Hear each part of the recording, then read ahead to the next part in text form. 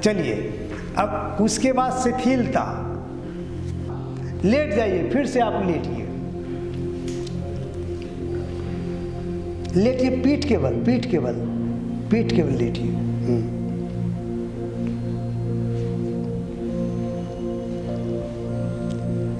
हाथ आकाश की तरफ खुली रहे, दोनों पैर को फैला लीजिए।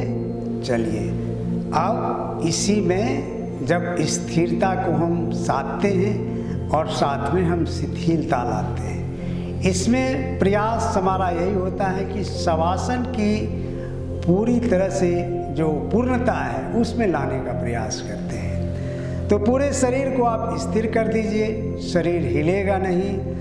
आँखों को बंद रखते हुए आँख की मांसपेशियों को गहराई से ढीला रखें। हथेलियों को, तलवों को, हाथ पैर की उंगलियों को पूरी तरह से ढीला रखें, क्योंकि हथेलियों में, तलवों में एक्यूप्रेशर के अनुसार एनर्जी के ढेर सारे सेंटर हैं और एक्यूप्रेशर का शिक्षक तलवों में, हथेलियों में किसी खास केंद्र को, पॉइंट को दबाता है और इस प्रकार वो जितना जोर से दबाता है, फिर जब वो अपनी उंगली को हटाता है तो उसी मात्रा में वह अंग शिथिल भी होता है।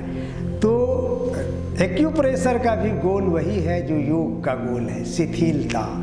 तो इसीलिए गृहस्थ योग बराबर कहता है हथेलियों को, तलवों को ढीला करें और आंखें गहराई से ढीली होनी चाहिए, तो पूरा ब्रेन आपका रिलैक्स हो जाता है।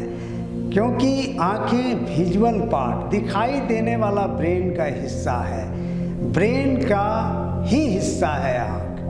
आँखें जब आप पूरी तरह से आपकी ढीली हो जाती हैं तो पूरा ब्रेन रिलैक्स होता है। पूरा ब्रेन जब रिलैक्स होता है तो पूरा शरीर रिलैक्स हो जाता है, क्योंकि पूरे शरीर में ब्रेन फैला हुआ है। दूसरी बात है भुजाओं को पूरी तरह से ढीला रखना, क्योंकि भुजाएं दिमाग के दूसरे छोर हैं। जब मनुष्य 4 हाथ पैर से चलना बंद कर दिया और 2 पैर का इस्तेमाल हाथ के रूप में करना शुरू किया, तभी मनुष्य इतना विकसित कर पाया, तभी मनुष्य ने इतना ज़्यादा विकास किया। इसलिए सीधे ये दोनों भुजाएं आपके दिमाग के दूसरे छोर हैं। आप गृहस्थ योग करें और दोनों भुजाओं को कोमलता प्रदान करिए, स्थिरता, फिर आपको तुरंत ही इसकी खबर मिलनी शुरू हो जाएगी कि सचमुच में ये ब्रेन के दूसरे छोर हैं। तो ये शिथिलता हम हासिल करते हैं, जिसमें शरीर को पूरी तरह से स्थिर करते हैं। अब इसमें शवासन की अवस्था में बारी बारी से चेतना को अलग अलग शरीर के प्रत्येक अंगों पर चेतना को घुमाना शुरू करते हैं। जैसे हाथ पैर की तमाम उंगलियों को देखते हैं, फिर आँख पूरे शरीर के अंगों को देखना शुरू करते हैं। इसको कहते हैं योग निद्रा का अभ्यास। तो इस योग निद्रा के अभ्यास और साथ ही साथ अजप और भी दूसरी विधियों का प्रयोग किया जाता है, जिससे हम शिथिलता को हासिल कर पाते हैं। चलिए, हो गया।